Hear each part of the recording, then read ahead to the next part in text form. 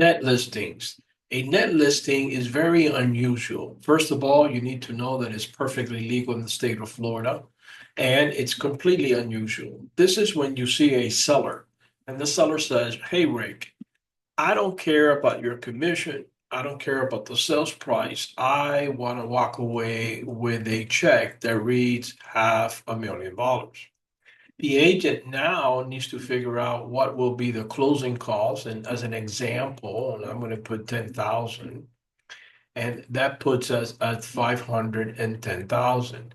And then the agent has to say, well, how much will be my commission? Let's say the commission is going to be 5%. So he now needs to divide this by 95% to figure out what is the minimum we can sell the house for. In this example, it's going to be 536,842.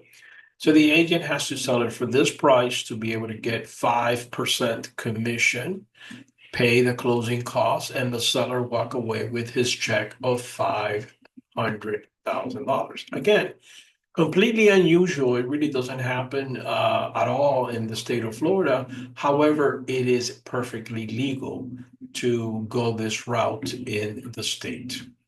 For more tips and tricks, please visit my website. And if you want to have a one-on-one tutoring session with me for the Florida real estate exam, this is the state exam, let me know. Till next time.